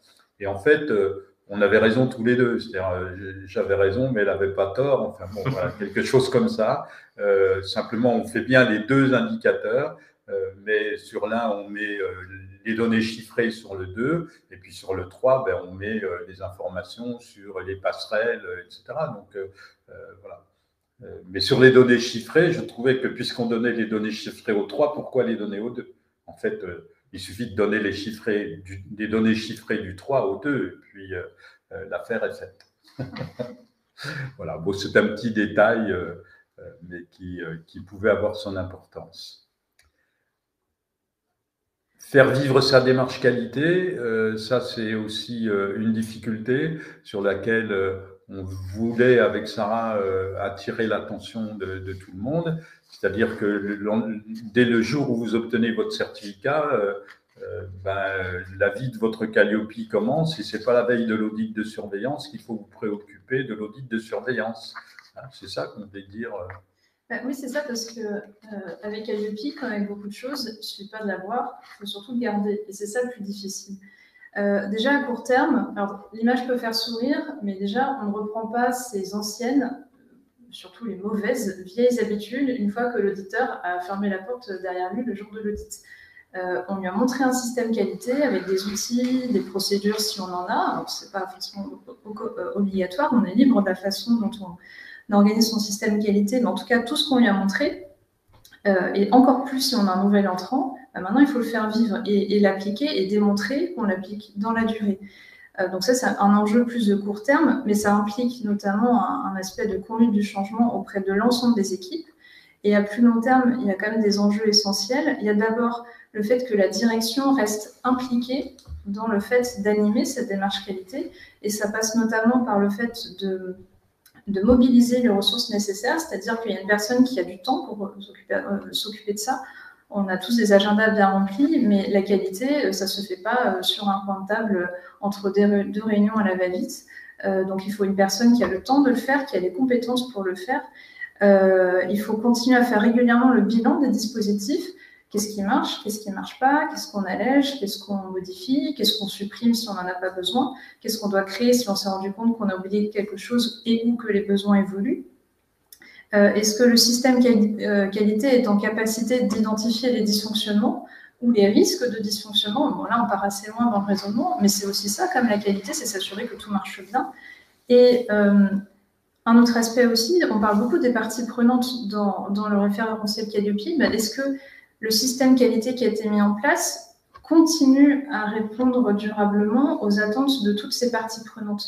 Alors, le référentiel cite évidemment les bénéficiaires de la prestation, les apprenants, ils sont quand même au cœur du référentiel. Il y a les formateurs, les entreprises commanditaires et les financeurs, mais il n'y a pas qu'elles comme parties prenantes. Les parties prenantes, c'est aussi l'ensemble du personnel, c'est aussi les sous-traitants, qui peuvent être en quelque sorte les fournisseurs de prestations, même les fournisseurs de matériel, les collectivités locales, les entreprises qui recrutent les stagiaires en stage et même potentiellement qui les recrutent tout court à la fin de leur formation. Les parties prenantes, c'est vraiment très très large. Il y a aussi évidemment les autorités administratives, les anciens élèves aussi. Et donc, voilà, il faut englober l'ensemble de ces parties prenantes pour continuer à construire et améliorer ce système. Et enfin, on en a parlé tout à l'heure, mais on n'en parlera sûrement jamais assez, c'est vraiment maîtriser la qualité des prestations, surtout lorsqu'elles sont externalisées. Donc, je vous renvoie à notre discussion précédente sur l'indicateur 27 et la gestion de la relation avec les sous-traitants. Alors, une question dans la salle qui un petit peu va dans le sens de ce que tu disais sur l'interrogation des financeurs. On en avait déjà parlé l'année dernière. Alors, il y a deux financeurs qui sont Pôle emploi et la Caisse des dépôts qui donnent, de mon point de vue, la bonne réponse, c'est-à-dire que, alors, tiens, dans des cas un petit peu borderline, on va dire, j'ai une auditrice qui dit à une de mes clientes, c'est pas du tout ça qu'il faut poser comme question aux financeurs, puisque la question posée aux financeurs, c'est avez-vous interrogé les stagiaires pour avoir un retour sur la qualité de notre prestation et que vous ont-ils répondu? Bien. Ah ben non, c'est pas ça qu'il faut leur demander. Il faut leur demander si ils sont satisfaits de la relation administrative que nous avons avec eux. Et puis voilà le questionnaire qu'il faut leur envoyer. Alors je dis, oh là, on n'est pas du tout dans la règle. Mais bon, passons de ce détail. Simplement, moi, je ne vois pas le rapport entre la qualité de la prestation administrative avec la qualité de la prestation que je rends. C'est-à-dire, je peux très bien avoir une excellente relation administrative avec le financeur et en même temps avoir fait une prestation qui n'était vraiment pas du tout conforme à ce qu'on attend. Il n'y a pas de rapport entre les deux. Non, mais je pense que le sens, parce qu'on voit bien dans le chat qu'il peut y avoir quelques difficultés ici ou là dans la réception des avis des financeurs, c'est quand même ce que vient de rappeler ça. C'est l'affaire de tous. C'est d'abord au sein du prestataire de formation. Alors non, ça varie selon la taille, mais c'est bien l'ensemble des personnes qui concourent à l'action de formation, et ça va du secrétariat, de l'accueil, en passant par les fonctions de direction, les fonctions commerciales, les fonctions achats, c'est tout le monde qui est concerné par ce processus, mais on ne veut pas non plus faire reposer tout sur le prestataire de formation. Il y a aussi la qualité, c'est aussi la qualité de l'achat, c'est la qualité de la commande, c'est la qualité du cahier des charges, et ça, c'est aussi l'affaire des grands financeurs qu'on a cités. Alors ici, emploi, mais c'est vrai que les priorités sont aussi très importantes. Vous savez bien, la réforme et la loi du 5 septembre ont quand même conduit aussi à des bouleversements majeurs pour les financeurs, et donc il y a des choses qui vont se faire peut-être de manière plus progressive, parce qu'il y a eu quand même, encore une fois, beaucoup de bouleversements, notamment pour prendre en charge le financement d'apprentissage par les opérateurs de compétences. Donc il faut le prendre aussi, et puis il y a quand même la période Covid qui a contraint les uns et les autres, et en particulier les prestataires de formation lorsqu'ils ont dû fermer leurs portes aux usagers, ne l'oublions pas, et on a, je crois, permis et essayé de favoriser en tout cas la continuité à la fois pédagogique et l'accélération finalement de la digitalisation qu'on attendait et qui s'est quelque part accélérée de manière un peu contrainte, et puis aussi la poursuite financière avec les prises en charge qui se sont poursuivies en essayant de mettre les souplesses qui étaient nécessaires parfois. Donc n'oublions pas ça quand même, parce que je trouve oui, c'est intéressant. On perd parfois un peu vite les choses. Oui, c'est intéressant. Mais je pense qu'il y a des marges de progrès parce qu'il faut aussi que les financeurs s'impliquent dans ces questions de qualité. C'est pas simplement parce que les prestataires doivent être certifiés que ça s'arrête au niveau de la chaîne qualité qu'à eux. Donc ça, je pense que vous avez raison. Enfin, les remarques que je vois dans le chat vont en ce sens. Et oui, c'est l'affaire de tous, y compris de la qualité de l'achat. Oui, c'est ça. Hein. En fait, les financeurs, quand même, ne répondent pas, ne répondent jamais, ou alors répondent, c'est pas la Après, il faut essayer de voir pourquoi. On ne répondra pas. Mais en tout cas, d'avoir fait la démarche vers les financeurs, c'est déjà un élément de preuve en tant que tel. Voilà.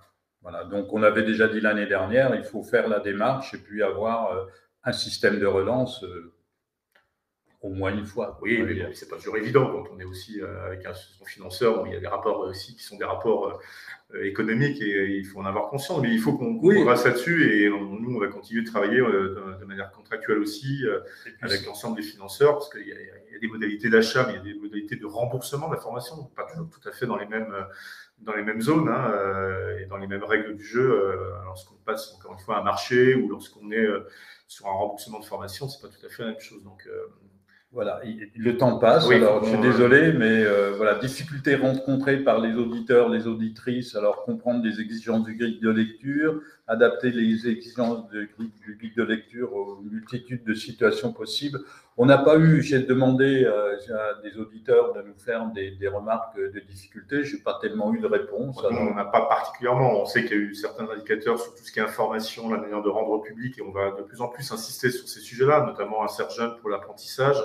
C'est important et il va falloir s'y habituer collectivement, qu'on ait aussi des résultats qui soient lisibles, identifiés sur l'insertion dans l'emploi, sur les poursuites d'études, etc. Et ça va ce sont des exigences qui sont tout à fait normales quand on veut donner la lisibilité. C'est aussi des lisibilités sur les résultats. Et donc, ces indicateurs-là, qui sont plutôt liés au critère 1, critère 2, sont importants et il faut continuer d'être le plus professionnel possible sur ces éléments-là, parce que ce sont ceux aussi qui renseignent le public, les familles, notamment lorsqu'on accueille des jeunes. C'est particulièrement vrai pour l'apprentissage, puisqu'évidemment, il y a de l'accueil de mineurs. Donc là-dessus, il faut être très, très vigilant, parce que ce sont des critères de fond sur lesquels un prestataire doit être clairement au rendez-vous et en conformité avec le référentiel. Juliette. Oui, on a aussi les indicateurs souvent de veille où on a de la difficulté parfois. C'est vrai que c'est une chose de mettre en place la veille, mais derrière, il faut pouvoir en exploiter aussi les enseignements et donc tirer une conséquence de cette veille-là. C'est tout l'enjeu et souvent, c'est le deuxième volet qui est parfois un peu plus compliqué. Ah, l'enjeu de l'exploitation de la veille, effectivement, c'est un vrai sujet. Moi, je dis le critère 6 vient après l'indicateur 22 qui est comment vous mettez à jour vos compétences. Alors, bon, dans les anecdotes, parce que j'aime bien les anecdotes, moi, j'ai une non-conformité parce que la personne n'avait pas été capable de donner un plan de développement des compétences sur 3 ans. Alors, j'ai dit, bon, est-ce que l'auditrice était une ancienne banquière? Parce que c'est les banquiers qui demandent des comptes d'exploitation sur 3 ans. Non, les compétences, elles évoluent en permanence. Donc, je ne suis pas capable de dire aujourd'hui sur quoi je vais devoir me former dans 3 ans, j'en sais rien. En revanche, mon système de veille, c'est lui qui va me renseigner sur ce sur quoi je dois me former. Donc, ma première exploitation de la veille, c'est mon indicateur 22 d'abord. Hein. C'est-à-dire, quand j'ai trouvé quelque chose par mon système de veille, il faut que j'aille me former. Non. Oui, c'est ça. Non, puis bon, on a affaire à des entreprises de formation aussi, donc il est quand même pas normal de se poser des questions de gestion plus des emplois, des compétences, des parcours. Ça fait partie aussi des questions qu'il faut se poser. Bien sûr. Après, c'est proportionné, encore une fois, à la taille, à la niche, au segment sur lequel intervient le prestataire, mais c'est quand même des questions qui sont majeures et les formateurs doivent aussi pouvoir se professionnaliser, parfois se remettre en cause, et ça fait partie évidemment des enjeux, notamment sur un processus, encore une fois, d'hybridation de formation qui est quand même de plus en plus marqué et il faut en avoir conscience. Et donc la veille, normalement, doit conduire effectivement à exploiter et le cas échéant, à adapter aussi les compétences, ou en tout cas à les développer pour être au rendez-vous des nouvelles attentes des entreprises, des individus, encore une fois, qui sont de plus en plus prégnantes quand même sur les solutions en termes d'individualisation, en termes d'hybridation, en termes de formation innovante. Il y a quand même, on le voit quasi tous les jours, hein, les choses sont en train de s'accélérer très vite et très fort, et il y a des modèles économiques aussi derrière qui sont souvent issus de la recherche et développement, et donc ça, le marché de la formation concurrentielle, donc chacun doit pouvoir aussi prendre ses responsabilités par rapport à ces évolutions-là. Difficultés rencontrées par les organismes certificateurs. Là, on a eu quelques retours des certificateurs. En revanche, recrutement d'auditeurs disposant des compétences requises, non-respect des règles d'utilisation de la marque Calliope. Là, oui, ça arrive. Ça arrive. Et là, c'est un point important dans l'audit de surveillance qui commence en général par vérification du bon usage de la marque Calliope, manque d'appropriation du guide de lecture, et puis indicateurs récurrents parmi les motifs de non-conformité. Et là, on a une série de... Bon, voilà, ça c'est un certificateur qui nous a signalé ça comme type de difficulté. Des commentaires, Stéphane, Juliette? Non, c'est ce qu'on retrouve effectivement un peu dans les remontées qui nous sont faites. Hein. Oui. On est très attentif aussi à l'usage de la marque, effectivement, puisqu'on travaille avec l'Agence du patrimoine immatériel de l'État, et donc qui fait ce travail de veille aussi sur notamment les sites Internet. Et donc parfois, il faut juste faire un peu de pédagogie pour rappeler à l'organisme X ou Y qu'il est pas dans le bon usage et que s'il veut pas avoir de problème après, il faut qu'il se mette en conformité, ce qui se passe généralement. Oui, en général, c'est vrai que c'est dans l'intérêt quand même. Bon, le certificateur a tout son rôle à jouer dans cette protection aussi de la marque Calliope. Il y a des règles qui sont assez simples, qui sont disponibles d'ailleurs, que le certificateur adresse à l'organisme qui le certifie, qui sont disponibles aussi sur le site du ministère, parce qu'on a un règlement d'usage qui encadre bien les choses. Pour citer un peu les manquements qui sont assez courants, il y a le fait de ne pas mettre la mention de la catégorie d'action par rapport à la certification. Donc ça, c'est important pour que le stagiaire ou la personne qui s'intéresse à la formation ait la bonne information sur quoi porte cette marque Calliope. Et on a aussi le fait d'utiliser la marque sur une action de formation en particulier. Alors, comme on l'a rappelé, Calliope certifie vraiment le processus mis en place par l'organisme. On ne s'engage pas sur la qualité de telle ou telle action en particulier. Donc, on évite d'utiliser la marque sur un catalogue de formation, sur une attestation de formation. Voilà, ce n'est pas l'objet de la marque. Absolument. Sur le papier en tête de l'entreprise, ça va. Oui, il faut que ce soit identifié à l'organisme de formation, à son numéro de déclaration d'activité, en fait. Hein. C'est-à-dire que c'est le numéro de déclaration d'activité, finalement, qui est lié à la certification Calliope et pas la formation, et aussi, surtout pas non plus les parchemins des certifications RNCP ou répertoire spécifique. Deuxième certificateur qui nous dit difficulté avec la liste publique DataGouv qui n'est pas toujours complète par rapport la mise à jour. Les mises à jour quotidiennement, donc il peut y avoir peut-être ici. Il peut y avoir des bugs. Des bugs comme toujours avec les systèmes d'information, mais c'est une mise à jour qui est permanente et donc qui est quotidienne pour rendre public à chaque fois au plus près des informations qui sont délivrées par les certificateurs. Bien évidemment, si on n'a pas l'information, elle ne peut pas apparaître publiquement, parce que parfois il y a aussi, je ne comprends pas, j'ai été certifié, mais ça n'apparaît pas. Ça, c'est le délai aussi de transmission par le certificateur vis-à-vis de nous, mais ça se fait quotidiennement. Voilà.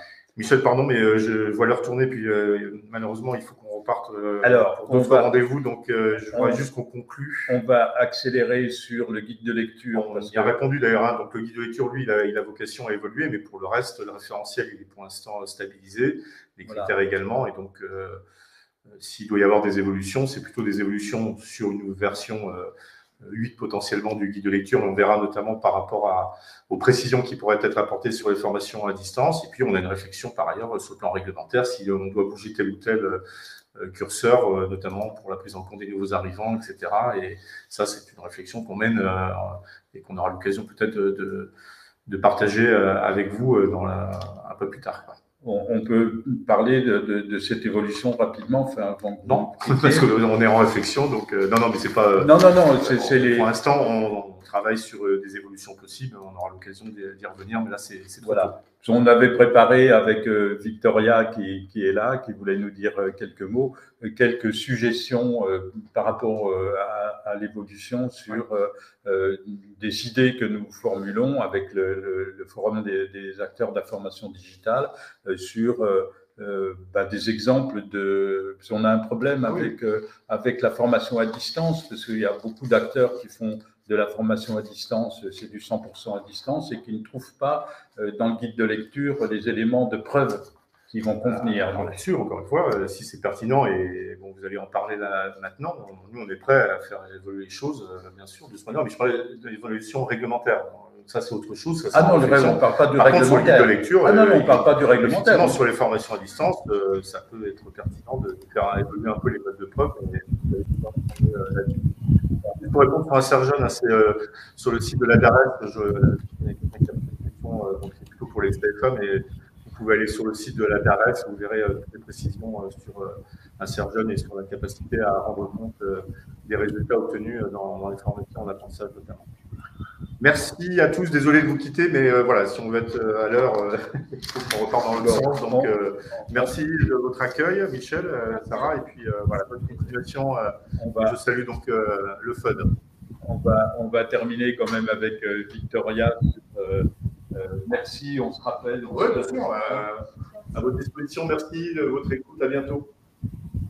Merci Stéphane, merci Juliette, et puis désolé, mais... Ah oui, mais c'est ça là. Tiens, tu viens à côté de moi, du coup, à bientôt, Sarah. Bon, eh bien, nos amis du ministère du Travail nous ont quittés. Restez avec nous quand même quelques instants. On va passer la parole à Victoria, du coup.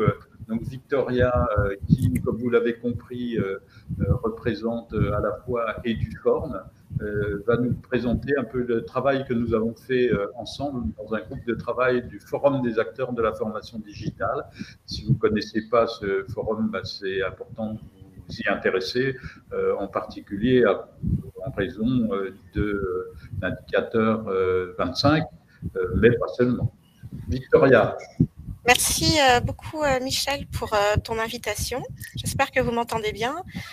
Stéphane Rémy a évoqué l'accélération de la digitalisation des organismes de formation et avec Michel Beaujard, nous allons vous proposer un temps de réflexion sur les enjeux qui peuvent être liés à ces évolutions. Donc, pour ma part, je suis responsable technique du consortium national YTA-CFA, qui est rattaché à l'Académie de Besançon. Et à ce titre, je suis vice-présidente du FOD.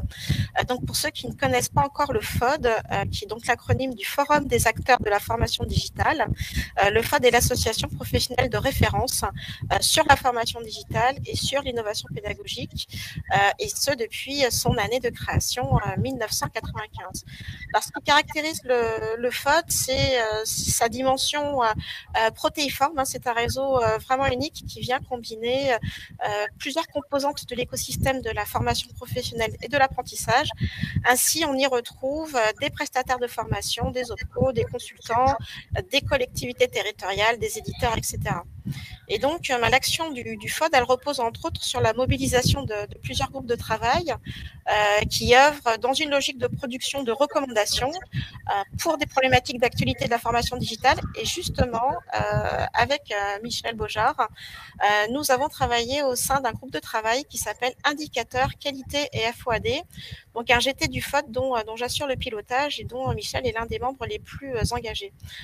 Un GT qui réfléchit en prospective aux relations entre technopédagogie et qualité.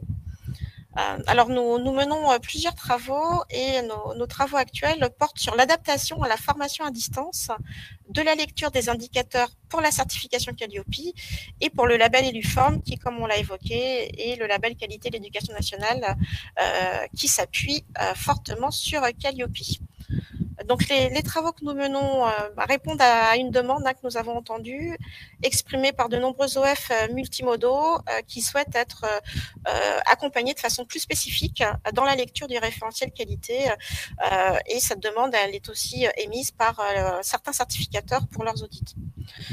Donc, je me permets de vous annoncer que dans ce contexte, le FOD va faire paraître à la rentrée 2022 deux guides produits à son initiative qui proposeront préconisations et points de vigilance à prendre en compte pour les indicateurs qui sont mobilisables dans le contexte de la formation à distance, guides qui seront élaborés avec le concours des ministères concernés. En avant-première, Michel Beaujard, je crois, se propose de nous donner quelques idées, quelques orientations, quelques pistes explorées par ce GT pour la formation à distance. Voilà pour cette introduction. Merci Madame la vice-présidente du FOD, Victoria. Donc nous avons effectivement collaboré ensemble à l'intérieur de ce groupe de travail du Forum des acteurs de la formation digitale et avec Thierry Pelletier qui nous a quittés malheureusement, que j'ai eu l'honneur de connaître très brièvement, mais avec lequel nous avons eu des échanges très, très intéressants et très intenses. Alors, en fait, les travaux qui vont paraître à l'automne réunissent à la fois Calliope pour les indicateurs Calliope et du côté de label EduForm un petit peu le même travail également. Alors, ce qu'on voulait vous présenter aujourd'hui, c'est trois exemples d'indicateurs pour lesquels le guide de lecture pourrait évoluer. C'est une rédaction que nous proposons et puis c'est un petit peu ça que nous allons vous proposer à l'automne avec tous les indicateurs Calliope, avec des éléments de preuve que vous pourriez donner lorsque vous faites une formation qui a lieu tout ou partie à distance. Puisque les textes réglementaires parlent régulièrement de formation en tout ou partie à distance. Et, même si c'est du multimodal et c'est seulement une partie qui est à distance, ça n'empêche que je pourrais justifier de la maîtrise de cet indicateur après avec des éléments de preuve liés au digital. Par exemple, pour l'indicateur 1, on pourrait proposer tout support indiquant pour le prérequis le type d'équipement informatique et la connexion si nécessaire, les compétences numériques requises. Vous voyez, communiquer là-dessus à l'indicateur 1 vers nos futurs clients, c'est quand même pas complètement stupide. Support indiquant les ressources mises à disposition du stagiaire, leur mode d'accès, LMS, cloud, etc. Alors, l'assistance technique et pédagogique, le programme indiquant les activités pédagogiques à effectuer à distance et durée moyenne, les évaluations qui jalonnent ou concluent l'action de formation. Cette rédaction-là, de ce support-là, de deuxième, c'est un article du Code du travail, qui est l'article D6313-3-1. Bien, nous, chez CFS+, nous avons eu 3 contrôles d'un OPCO qui 3 fois nous a écrit pour nous dire comment avez-vous justifié auprès de vos stagiaires l'assistance technique et pédagogique, le programme indiquant les activités pédagogiques à effectuer à distance, et puis les évaluations qui jalonnent ou concluent le parcours. Ça veut dire que cet OPCO qui nous a écrit 3 fois pour nous demander ça, pour moi, il était dans l'application de la démarche de contrôle qualité. Si j'avais répondu « mais de quoi vous me parlez, je ne comprends pas votre lettre », l'OPCO aurait pu dire tiens, il connaît pas, il fait de la formation à distance et il connaît pas cet article du Code du travail. Il faut être attentif à ces questions-là.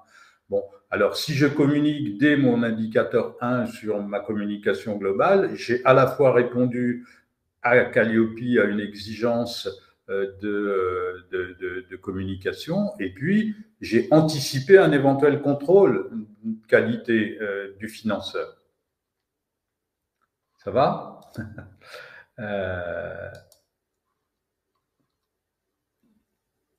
Exemple 2, nous avons pris comme exemple l'indicateur 9, par exemple. Eh bien, quand je fais une formation multimodale, il y a une partie en présence, une partie à distance, j'ai une convocation mixte qui dit voilà à quel endroit ça se trouve, enfin, comment ça se passe pour la partie en présence, et voilà comment ça se passe pour la partie à distance. Parce que pour la partie à distance, c'est pas l'adresse physique du lieu de formation, c'est le lien de connexion, c'est les règles à respecter quand on fait de la formation à distance. Pareil à l'intérieur du règlement intérieur. Le règlement intérieur applicable aux stagiaires, il est surtout applicable pour des formations qui ont lieu en présence. On ne trouve pas aujourd'hui dans les règlements intérieurs, dans les modèles de règlement intérieur qui nous sont proposés par les DRETS, de choses qui concernent la formation à distance. Or, les règles à respecter quand on est à distance ne sont pas tout à fait les mêmes que quand on est en présence.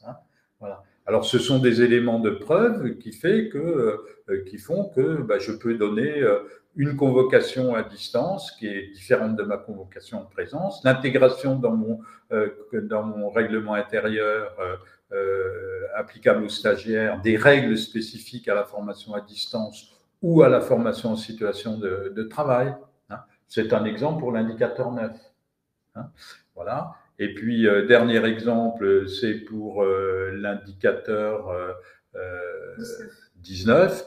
La mise à disposition de moyens de stockage et de co-construction documentaire, un cloud partagé et participatif, la mise à disposition de plateformes pédagogiques de type LMS avec possibilité d'échange entre pairs, voilà, un social learning, comme on dit maintenant, accès à des ressources documentaires partagées. Vous voyez, c'est-à-dire que si je fais du 100% à distance, quels sont les éléments que je donne pour qu'on puisse s'approprier les contenus, c'est ça l'indicateur 19. Donc, c'est forcément différent de ce que je fais quand c'est en présence. Voilà, 3 exemples, et puis on travaillera, enfin, vous aurez à l'automne un guide complet de suggestions, qui sont encore une fois, alors, dans le guide de lecture, les éléments de preuve sont des exemples de preuves, donc rien n'est obligatoire. Mais nous aimerions avoir des exemples de preuves qui touchent la formation à distance. Et aujourd'hui, nous n'en avons pas. Ce qui évitera les interprétations parfois surprenantes jusqu'à quel point on pousse le curseur en fait pour s'adapter aux situations spécifiques aux formations à distance. Oui, c'est ça. Ou hybride. Enfin, 100% en ligne ou en hybride. Voilà, 100% en ligne. Moi, dans les éléments de preuve, si je fais du 100% en ligne, j'ai rien qui me parle de formation à distance. C'est ça un petit peu un manque et une certaine forme de vide que nous aimerions combler. Voilà. Alors, j'ai entendu que Calliope 2 serait très RGPD. On vient de vous dire que le Calliope 2, c'était pas à l'ordre du jour. Voilà. Pour la personne qui a posé la question, puisque Stéphane Rémy nous a bien expliqué que le référentiel, il n'est pas question de le changer pour l'instant. Donc, ce qui change, c'est le guide de lecture, mais le référentiel, lui, ne bouge pas. Donc, il n'y a pas de Calliope 2 dans les tuyaux. Oui, et puis sur le sujet spécifique du RGPD, le RGPD, en fait, on est censé le respecter avec ou sans Calliope. Oui. Donc, fondamentalement, et Calliope n'est pas un audit réglementaire. Alors que le RGPD est réglementaire. Si vous avez un auditeur ou une auditrice qui veut commencer à faire du contrôle RGPD, vous lui demandez s'il est mandaté par la CNIL. Parce que ça, c'est les inspecteurs de la CNIL qui peuvent faire du contrôle RGPD. Comme l'URSSAF pour voilà. Oui, moi j'ai toujours, parce que j'aime bien les anecdotes. J'ai une anecdote de quelqu'un qui a exigé de voir le bail. Il a commencé à voir le bail est un élément de preuve parmi d'autres. Et il a exigé de voir le bail, puis il a commencé à regarder dans le bail, puis il a vu qu'il y avait, d'abord il a dit, ça n'a pas été déclaré en mairie, établissement recevant du public. Enfin bon, on commençait à faire du contrôle. Ça, c'est les contrôleurs de la DRETS qui font ça. Puis après, il a commencé à faire du contrôle de sécurité incendie. Alors, il a dit, bon, stop. Bon, ce sont mais la question du RGPD, elle est comme ça aussi. Ce n'est pas à l'auditeur Calliope de vérifier si vous respectez le RGPD. C'est ce que dit Sarah. C'est au-delà de Calliope. Vous êtes obligé de respecter le RGPD, que vous soyez Calliope ou pas. Et puis le RGPD date de 2018. Il est même plus vieux techniquement que le RNQ. Absolument, absolument. Victoria, est-ce que tu veux rajouter quelque chose? Rien de plus à dire que ce qui a été dit. Le FOD vous donne rendez-vous à la rentrée pour la suite de ses travaux et de ses propositions. Voilà, rendez-vous à l'automne, je pense en septembre, courant septembre, pour la publication du FOD. Et en attendant, rendez-vous sur FFF, 3 fois la lettre F, od.org, formation. Voilà, moi j'aime bien faire la promotion de cette association dont je suis très heureux d'être membre. Voilà. Et c'est une association importante, le FOD, parce que voilà, la formation à distance. Bon, d'abord, ça, ce sera les travaux du groupe de travail avec une taxonomie, enfin voilà, quelque chose qui va être assez riche et assez dense comme document, en plus du document qu'on pourra annexer au guide de lecture qu'on proposera au ministère du Travail pour essayer d'annexer dans une version 8 du guide de lecture. Voilà. Je présente mes excuses à l'Université de Rennes qui m'a écrit pour poser une question sur est-ce que le guide de lecture numéro 8 pourrait être un peu plus vert. J'ai trouvé la question intéressante. Malheureusement, je n'ai pas eu le temps de la poser à Stéphane Rémy, mais je lui transmets la question en tout cas. On va conclure, puisque ça fait 1h30, donc on est parfaitement dans les temps. Bon, merci d'être restés jusqu'au bout, ceux qui ont eu la patience de rester jusqu'au bout. On se retrouve les prochains webinaires.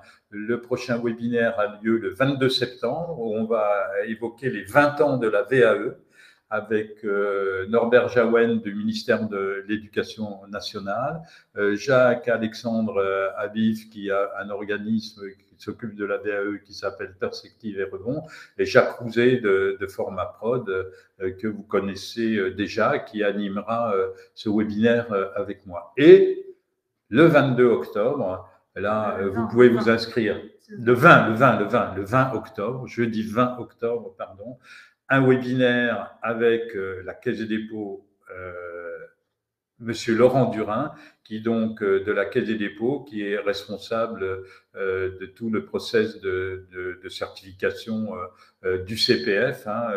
Et donc, nous allons faire le point sur le CPF, le financement du CPF par la Caisse des dépôts, les règles à respecter, et puis comment éviter les fraudes, et puis l'évolution aussi prévisible du CPF, et puis les relations entre la Caisse des dépôts et France Compétences, parce qu'il y a beaucoup d'incompréhension, il faut qu'on fasse beaucoup de pédagogie là-dessus, comment se passe l'accrochage des certifications chez France Compétences. On verra tout ça avec Laurent Durin le 20 octobre. Rendez-vous à 14h30 comme d'habitude pour 90 minutes. Toute l'équipe de CFS+, Sarah et tout le monde, enfin Sarah ne fait pas partie de CFS+, mais l'autre Sarah m'a dit, Gabriel, Cathy, qui vous salue depuis le fond de son lit avec le Covid, etc. On la salue, on l'embrasse aussi. On vous souhaite tous un excellent été. Prenez soin de vous et puis rendez-vous donc le 22 septembre pour les 20 ans de la VAE, le 20 octobre avec Laurent Durin de la Caisse des dépôts. Ensuite, en novembre, le programme n'est pas encore établi, mais je vous annonce, la date n'est pas encore certaine, probablement le 15 décembre, un webinaire avec Andrea Thomas-Pilote de France Compétences sur le répertoire spécifique. Bon été, à très bientôt. Au revoir. Au revoir.